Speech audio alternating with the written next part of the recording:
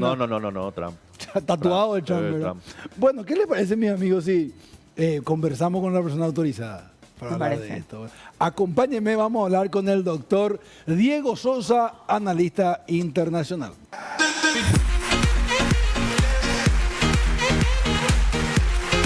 Un gusto. Feliz Navidad, feliz Para vos Navidad. también, Feliz bienvenido. Navidad para toda la audiencia. Feliz Navidad. ¿Cómo está?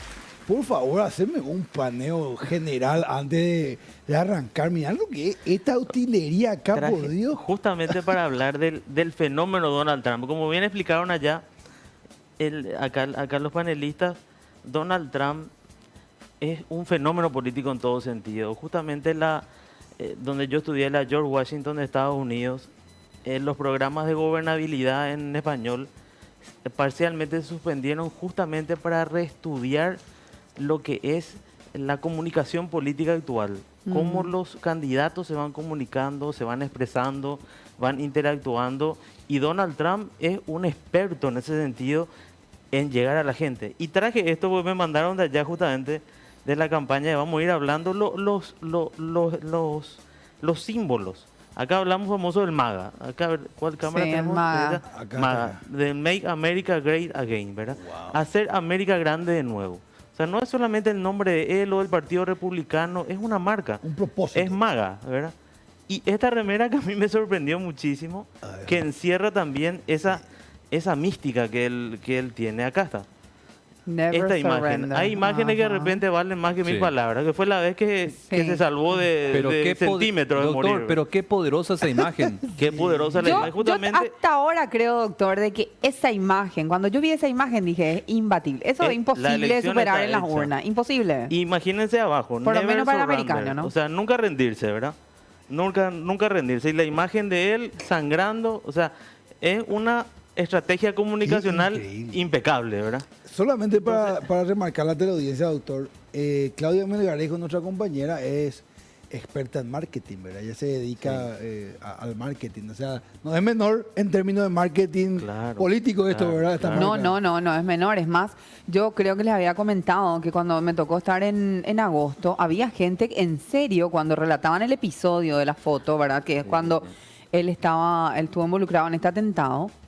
Hay gente que decía, porque realmente es milimétrico el tema, el Sí, movimiento que él hace es lo que termina salvándole, pero había hasta una cuestión que decía, claro, porque Dios quiere realmente que América sea grande y claro. que él sobreviva. O sea, hasta se generó una imagen mística, que vos le escuchás a la gente y decís, parece un poco fuerte o muy Surreal. muy, claro, muy surreal, pero es lo que cree, ¿verdad? Es lo que cree la Claro, gente. claro. Él se armó de una imagen y se blindó de una manera realmente en que, en primer lugar, pone al ciudadano común otra vez como el eje de todo, cuando se estaba hablando de que justamente está bien, ¿verdad?, ayudar a los quizás los más carenciados o a países extranjeros que están con sus problemas, pero el ciudadano común, ¿qué es lo que quiere? Su problema, su familia, su seguridad, Claro. su educación. Y eso es lo que Trump es como que da vuelta al decir. Y no es el único, porque eso nos puede decir también el doctor Sosa.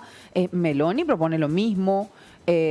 No sé. Le Pen. Sí, Le Pen propone lo mismo. Le Pen, Orban en Sí, Hungría. O sea, así mismo. Hay como un renacer de una cuestión más de nacionalismo, de patriotismo, de cuidar al ciudadano, que puede ser extremo, ¿verdad? A veces Claro, encuentro que es un poco claro, extremo, claro. uno tiene que encontrar un balance, Pero pero ¿qué- sí es el resurgir de una nueva forma de hacer política. Pero ¿qué pasó? Justamente me gustaría dividir en dos partes el estudio de Trump, ¿verdad? Ok. Una parte que es el análisis doméstico interno de la Sí, política sí. interna norteamericana, y luego vamos al Excelente. el aspecto internacional, que es vasto, ¿verdad? Que no En el nos orden- impacta a nosotros. Que nos impacta a nosotros. En el orden interno, como bien decía Claudia, ¿a qué respondía Trump?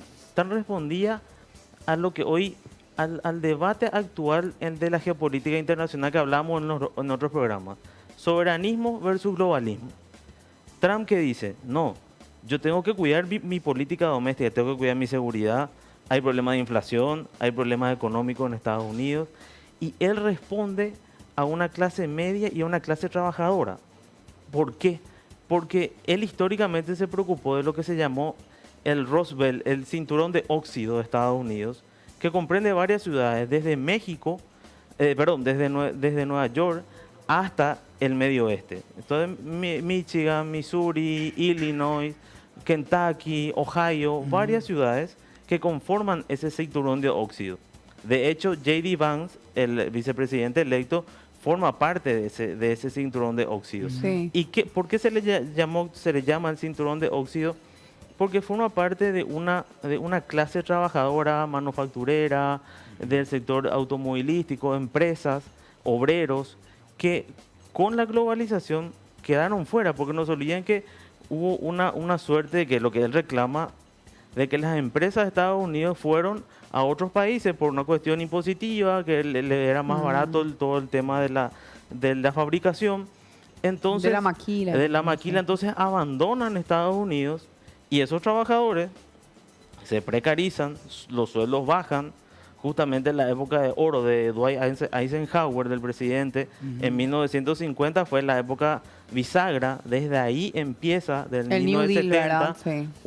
una decadencia lenta y paulatina que llega hasta ahora. Entonces Trump es el resultado de esa clase popular, de ese trabajador manufacturero de la empresa, el obrero, que se siente primero precarizado, sin trabajo y con una necesidad imperiosa de salir adelante, la famosa clase media, el famoso sueño americano.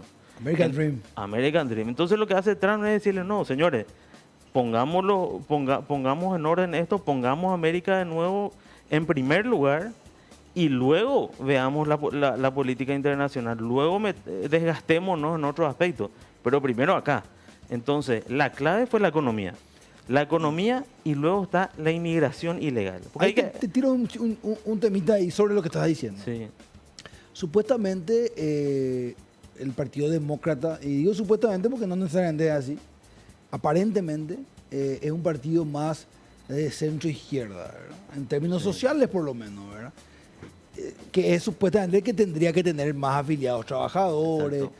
Sin embargo, el Partido Republicano de Trump, el de hoy, es un partido más de derecha, más conservador, que supuestamente no debería de tener esos afiliados. Exacto. No se da eso así, doctor. Es al contrario. es al contrario. ¿Por qué? Porque se da también, ocurre acá en Paraguay y ocurre en Estados Unidos, un vaciamiento ideológico de las corrientes ideológicas. El Partido Demócrata de Estados Unidos se inficionó bastante y superlativamente por lo que se llama la ideología woke, que ataca a Donald Trump, ¿verdad? ¿Qué es la defensa de, por ejemplo, colectivo del feminismo, el aborto, Ok. diversas teorías que son, diversas corrientes que son tomadas también por agentes de poder, por ejemplo, un George Soros, Claro. que es un gran perdedor con el advenimiento de Trump nuevamente, Bill Gates, la Agenda 2030. Todo Entonces, eso. todo eso forma parte de esa corriente progresista que inficionó el Partido Demócrata, ¿verdad? Bernie Sanders es uno de los principales elementos de esa corriente, de esa ideología, que se afinca en el Partido Demócrata y se desdibuja, como bien decís. Los demócratas deberían de caracterizar justamente por defender a la clase trabajadora, a la clase obrera, pero increíblemente termina siendo el Partido Republicano, Claro. el conservador, el que se embandera con esas luchas y defiende. Claro. Y viene un Trump, que es un verdadero león republicano, y viene a decir, no, señores, esto no puede seguir así. Entonces, como decía, la economía, y luego pasamos a la inmigración. Y ahí hay que aclarar que Donald Trump es muy incisivo, no con la inmigración legal, con la ilegal. Porque él calcula que entre 11 a 15 millones de inmigrantes ilegales existen en Estados Unidos. ¿Y qué pasa? ¿Por qué justamente logra él el voto latino? Conquista el voto latino. Porque los latinos que se encuentran en Estados Unidos, que 1 de cada 5 trabajan en la empresa, en la agricultura, dicen, no, estos inmigrantes ilegales, que encima que están, valga la redundancia, de manera cruzando la frontera ilegalmente, me quitan el trabajo a mí. Ok. Entonces él dice, no, vamos a regularizar esto, porque o si no, hay un desequilibrio económico y estas personas que ya son legales tienen un problema con ellos. Y hay un desbarajuste porque obviamente se le paga más barato a ellos en vez de al migrante legal que tiene todos los papeles en orden y que quiere trabajar dignamente. Entonces, ven cómo hay diferentes escenarios, en lo que es Roosevelt, el cinturón de óxido, los latinos, y también está México. Hay 33 millones de inmigrantes mexicanos hoy en día en mucho, Estados Unidos. Entonces, son diferentes cosas que Donald Trump supo capitalizar y por otra parte está finalmente este contenido fuerte que traje para graficar, porque de repente hablando cuesta un poco dimensionar y llegar, pero estas imágenes llegan. El MAGA, el Make America Great Again, el soñar, ¿verdad? Y eso reconquista a Estados Unidos, al electorado norteamericano, que se vio de repente preocupado por un presidente actual, Biden, un poco diezmado en capacidades intelectuales, físicas, en propuestas de gobierno, y en cambio vemos un Donald Trump revolucionario, Claro. increíblemente, ¿verdad? Entonces, esas son las Claramente. cuestiones en el escenario doméstico norteamericano. Partimos, eso fue lo interno. Permitime, doctor, Sí. queremos hacer algunas preguntas, ¿sí? Sí. Diego Martínez. Doctor, para retomar la primera parte mostrando tanto la gorrita como la remera, ¿se puede ya hoy día, tanto incluso aquí en Paraguay, si ponemos de ejemplo a Estados Unidos, para mencionar que la manera de hacer campaña electoral cambió para siempre, en el sentido de chao, ya pasa calles, por ahí ese tipo de hacer política en Paraguay es muy tradicional, pero a nivel mundial, ¿se puede ya afirmar, doctor, de que para siempre ya cambió la manera de hacer campaña política? Totalmente. Justamente Jaime Durán Barba, un famoso consultor latinoamericano y profesor de la George Washington, que también me tocó ser mi profesor, ¿verdad? Un alumno, ¿En un serio? lujo, sí. Jaime Durán Barba es el gurú de la consultoría política, y él justamente dice, estamos reestudiando y rehaciendo lo que es las estrategias comunicacionales. ¿Por qué? Porque las redes sociales vinieron a innovar totalmente, Cambiaron. y los candidatos, ya los mitines, las reuniones, las concentraciones como conocemos actualmente, ya son reducidas, los famosos búnkeres que vemos en Estados Unidos, muy reducidas, y las campañas son TikTok, a full, TikTok, Facebook, Instagram, ¿verdad? Entonces los candidatos se van conectando con Claro. los jóvenes, con determinados sectores a través de esas redes, y la revolución de la campaña electoral hoy en día se está, como digo, se está reestudiando a nivel mundial por este fenómeno Claro. del celular, No, eso cambió de la tecnología. totalmente. Y eso hace que los políticos también tengan que ayornarse. Nosotros vemos acá en Paraguay que está empezando el tema de que También. nuestros políticos de repente se hacen de los simpáticos, de los TikTokers, ¿verdad? Pero ¿qué pasa? La política es sentimientos y emociones. Durán Barba habla mucho de eso en las clases y en sus libros también. En la política del siglo XXI, él es muy interesante porque habla de eso, de la revolución tecnológica, de la revolución cultural, de que hoy en día, como dice él, mi nieto, él me hace una pregunta y me dice, no, abuelo, esto no está bien. ¿Por qué? Porque San Google dice esto, dice él, Google. O sea, la respuesta hoy en día está a un clic. Automático. Entonces, ya no existen esas referencias como antes, que de repente a un profesor de aula vos le tenías como una verdad revelada. No, vos le cuestionás porque vos tenés acceso Wow. a la información. Y eso pasa con la clase política. También. En la clase política, de repente, las cúpulas de antes debatían y decidían entre cuatro paredes, pero hoy en día todo es público. A la media hora nosotros estamos sabiendo qué hace tal senador, tal diputado, el presidente en qué anda. Claro, Entonces, sobre todo- eso, doctor, quería hacer una pregunta y después vos me ordenás porque quiero saber lo internacional. Sí. Pero estás tocando el tema de la marca de Trump. ¿Por qué genera de repente una antipatía en cierto sector de la política paraguaya, principalmente opositora? ¿Por qué, hablando en concreto en cristiano, Sí. ya que estamos en Navidad, por qué no le quieren a Trump los opositores paraguayos? Sencillamente, porque como hablamos, las categorías ideológicas hoy en día están perimidas, y lo que se está debatiendo en Europa, en diversos lugares, vemos la Unión Europea, el tema del globalismo y el soberanismo. Donald Trump viene a ser un político moderado, conservador, anti-ONG, anti-Agenda 2030, anti-Foro Económico Mundial. En cambio, a ciertas, para no mencionar partidos determinados, ¿verdad? Para no ser tan directos, de la oposición, están totalmente relacionados y esas ONG, esos liderazgos internacionales están inficionados en ellos y en generan Paraguay. políticas en Paraguay y generan políticas públicas y influyen en la política de Estado. Entonces, ¿qué dice Trump? Trump dice dos cosas. Está lo que el Deep State, el Estado profundo norteamericano, que es lo que él reclama. El presidente y los poderes del Estado tienen que gobernar. El presidente de la República fue electo. El presidente no puede recibir órdenes o de Bill Gates o de George Soros o del Foro Económico Mundial. No, yo tengo que gobernar mi agenda de gobierno, no puedo influenciarme. Entonces lo que él hace es desprenderse de eso y obviamente en Estados Unidos hay una burocracia anquilosada en esos en esos poderes fácticos, vamos a llamarle, que conforman eso, como hablamos en otras oportunidades. Eso no es mito. Eso no es mito, es una realidad. Y él denuncia, justamente, Tulsi Gabbard se llama la directora del servicio de inteligencia, la futura directora designada del servicio de inteligencia que él le designa, le dice, no, yo le pongo a esta persona porque quiero que me limpie el Estado. Donald Trump tiene un trabajo una tarea muy fuerte desde lo que es el Departamento de Eficiencia Gubernamental que va a encabezar Elon Musk, que pretende ahorrar $2 billones. Entonces él dice, no, vamos a empezar a ordenar porque el Estado hoy en día no está manejado por las autoridades legítimamente constituidas. Entonces yo necesito reordenar esto, reencauzar para aplicar mi política. Por eso yo llamo un Trump hoy en día 2.0. ¿Por qué? Porque es un Trump renovado en el aspecto del poder. De repente en su primera gestión, como él viene del mundo de la empresa, no tuvo tanta cintura política interna.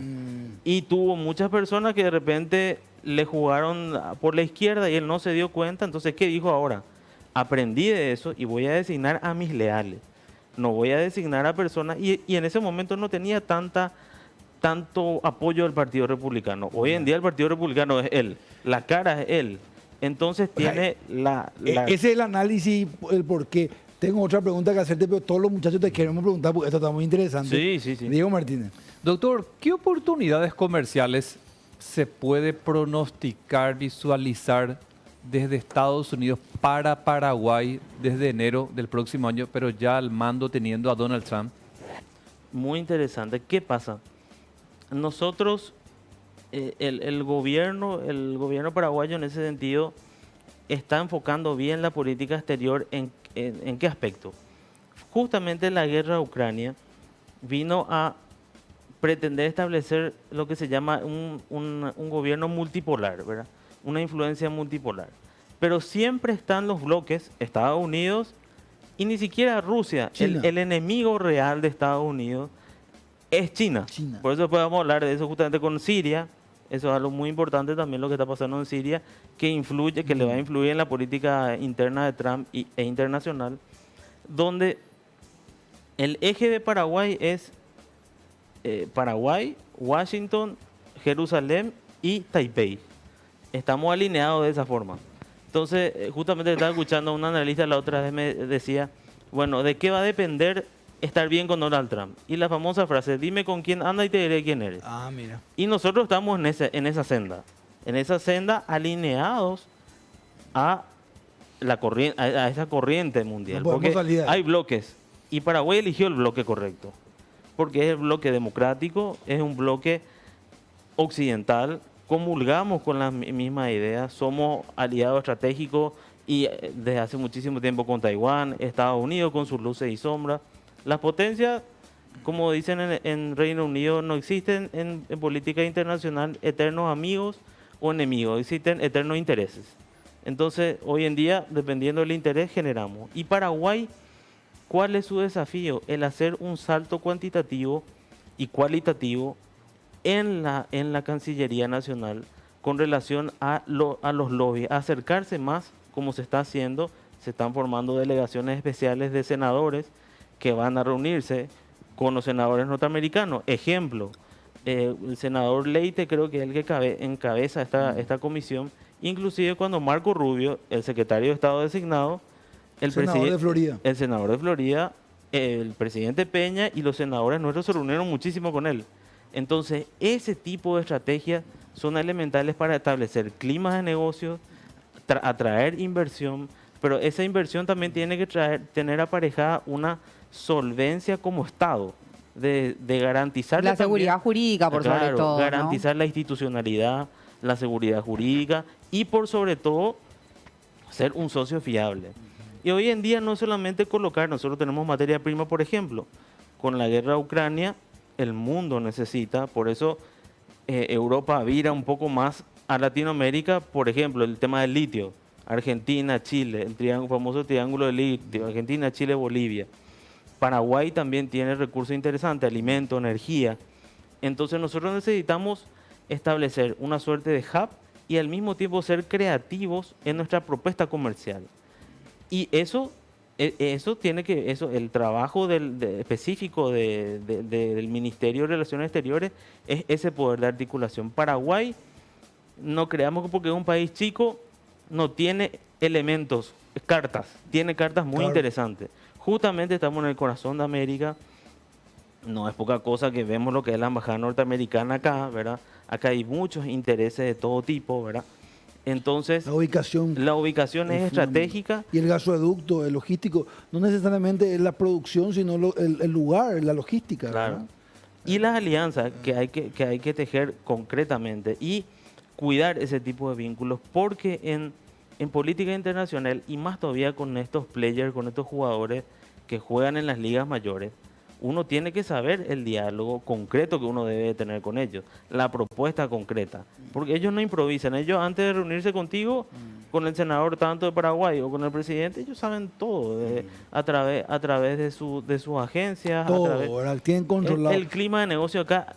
Ellos nos van a enseñar a nosotros cómo es, porque ese es su trabajo justamente, Y la el tema- inteligencia. Y el tema, se nos va el tiempo, doctor, y esto no quiero dejar de tocar, que sé que le interesa a toda la teleaudiencia. En plenas elecciones pasadas, ¿verdad? Se hace el anuncio de parte de Estados Unidos, un anuncio de su Secretaría de Estado, lo hace la embajada en conferencia de prensa, ni siquiera lo hizo por un comunicado nomás. Sí, sí, sí. ¿Verdad? Conocemos todo lo de significativamente corrupto. Entre ellos estaban dos colorados, uno el vicepresidente y otro el expresidente, hoy presidente del partido, don Horacio Carter, ¿verdad? Se entiende, creo que todo el mundo coincide, un tema de agenda, porque un presidente, un embajador, como lo fue el señor embajador actual, con todo respeto en su vida privada, pero viene con un estilo distinto al Paraguay, ¿verdad? Es un término, un cargo diplomático. Ese embajador se retira, ahora termina su periodo, aparentemente vendrá otro. Y ahí, doctor, ¿vos creés que se va a revisar el tema de lo de significativamente corrupto? ¿Es eso factible? ¿Qué analizan los doctores del derecho respecto a este tema? Estados Unidos tiene una historia de institucionalidad y de respeto a las leyes y al debido proceso, ¿verdad?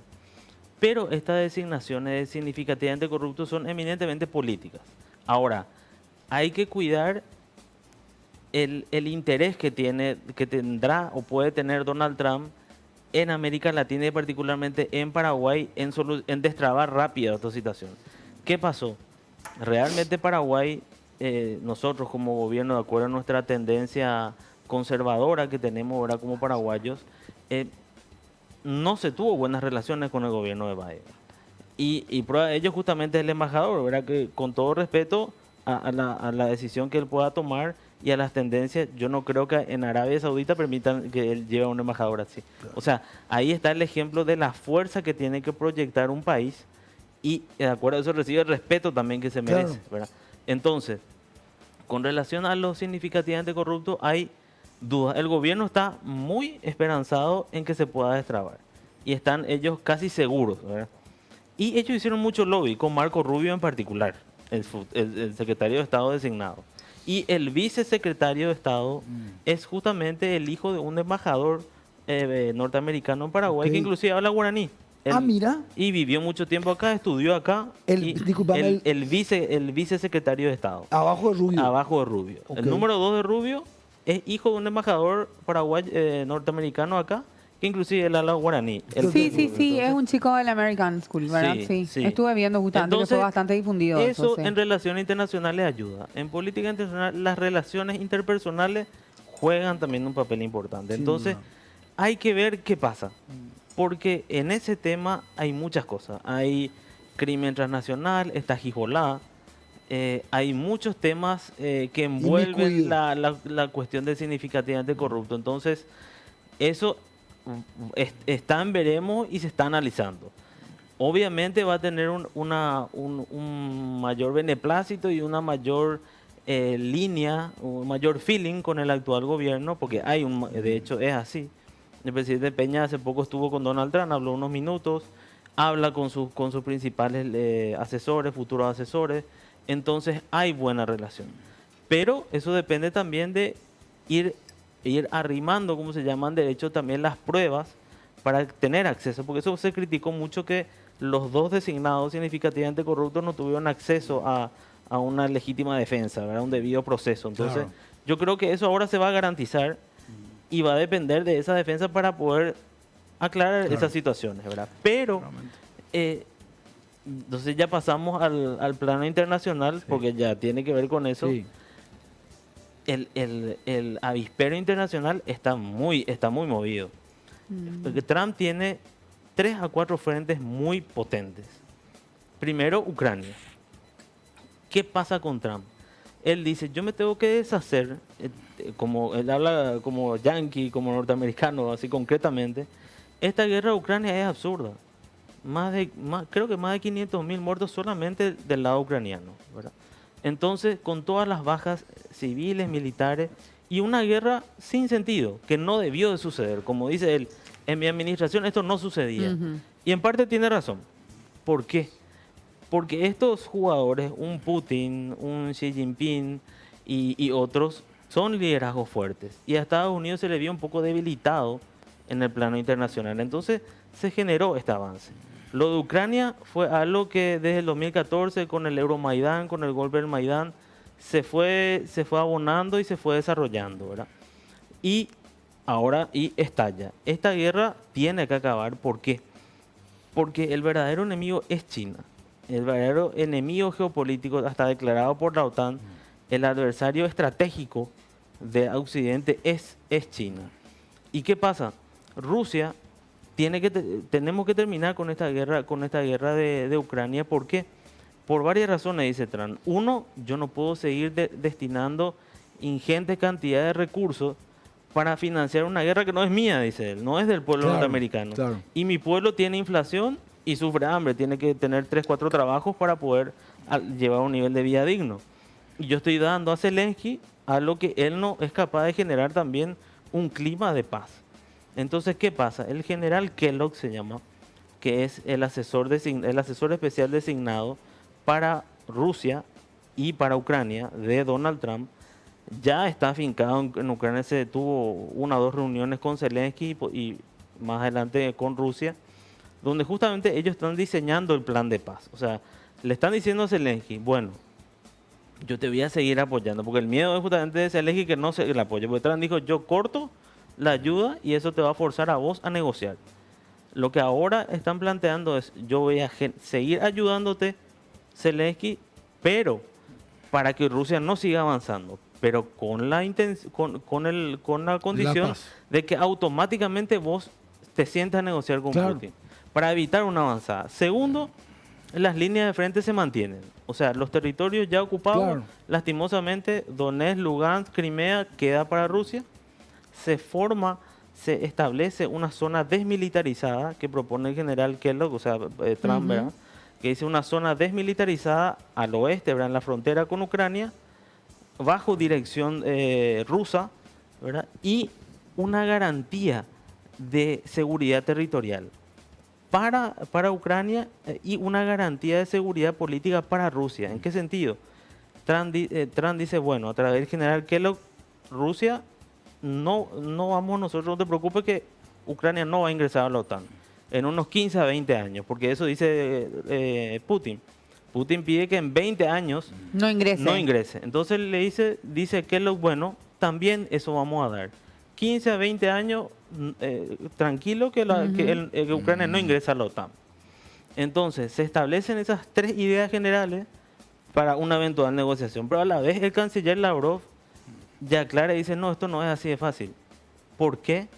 Porque no nos olvidemos que nosotros no estamos en un escenario actualmente de diplomacia, sino que de guerra, bélico. ¿Y quién tiene la iniciativa operativa, estratégica, táctica?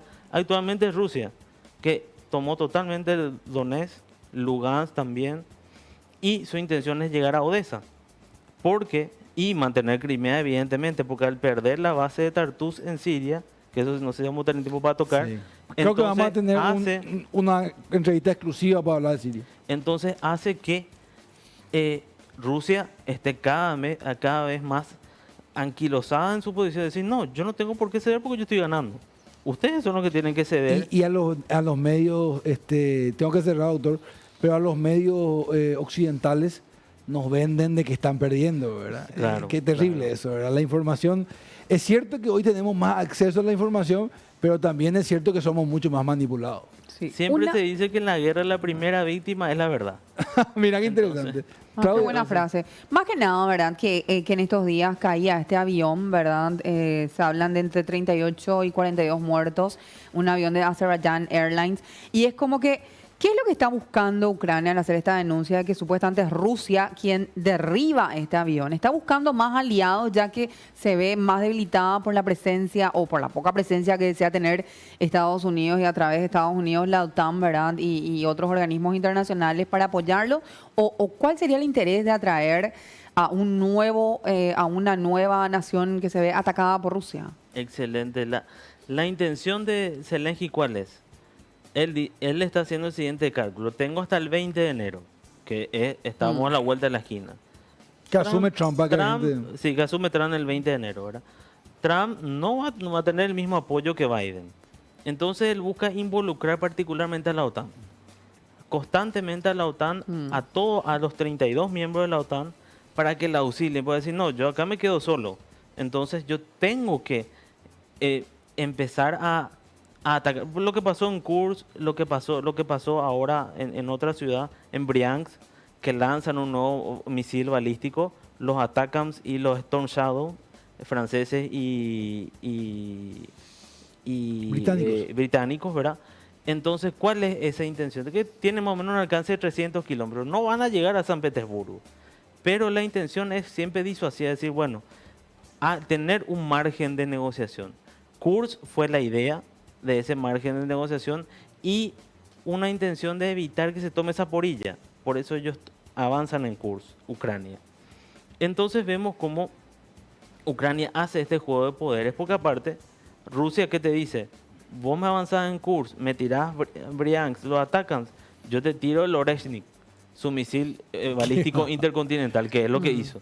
Una prueba nada más. Uno no hizo, porque Putin tiene una triada nuclear increíble. Impresionante. Y otro punto importante, Rusia cambió su doctrina de seguridad nuclear desde que Estados Unidos autorizó la utilización de los ATACMS, los misiles de ATACMS. Un mes. Hace un mes más o menos. Donde, ¿qué dice?